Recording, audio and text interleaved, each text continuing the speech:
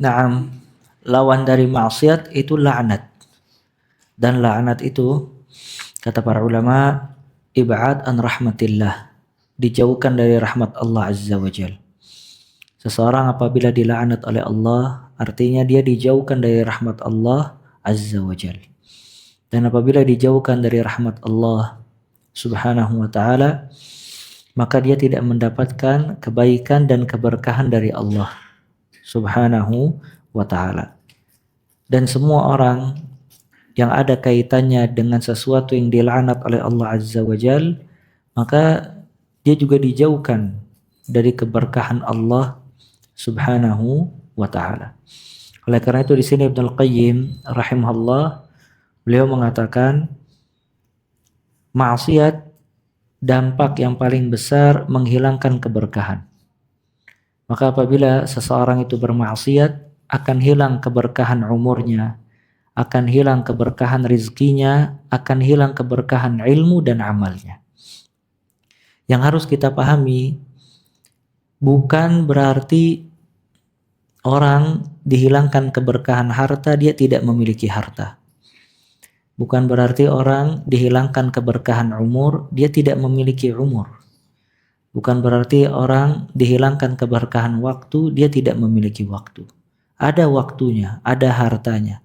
Cuman waktu, harta, dan yang lainnya yang dimiliki oleh dirinya tidak berkah dan tidak bermanfaat.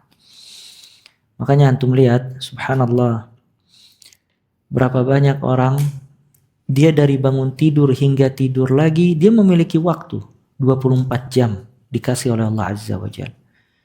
Cuman sedikit manfaat dan keberkahan dari 24 jam waktu yang dia miliki.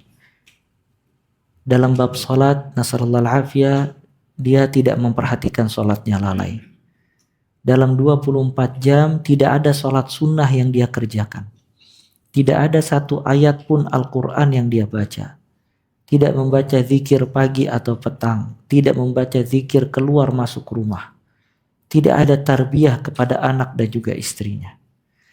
Ya, sedangkan di sisi lain ada orang dikasih oleh Allah waktu yang sama 24 jam. Cuman waktu yang dia gunakan barokah. Dia tidak melewati dari zikir, melainkan dia berzikir. Dia membaca Al-Quran 1 juz atau 2 juz. Dia menjaga sholat-sholat sunnah. Dia menjawab azan, berdoa kepada Allah Azza wa Jal. Dia bersedekah dengan hartanya dan yang lainnya. Maka orang yang satu memiliki waktu yang sama, cuman yang satu diberkahi oleh Allah, yang satu tidak diberkahi oleh Allah Azza wa Jalla.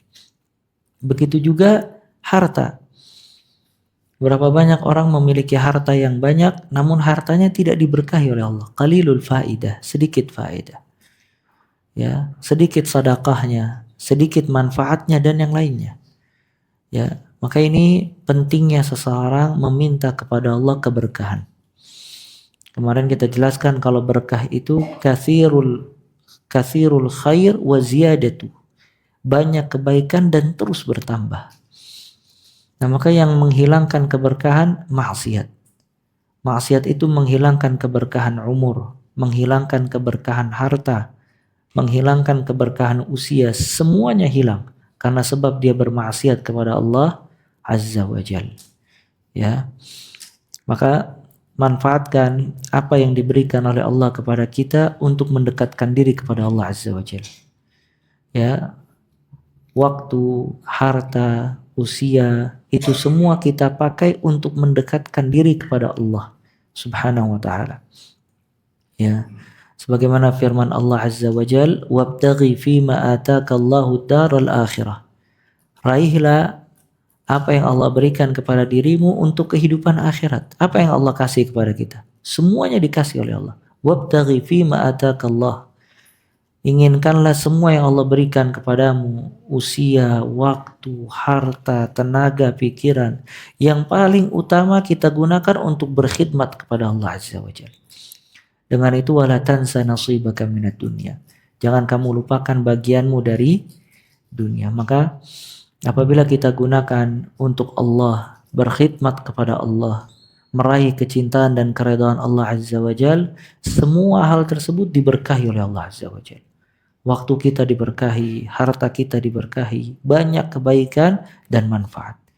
Ya, dari ketaatan dan niat yang baik hanya untuk Allah Azza wa Jalla.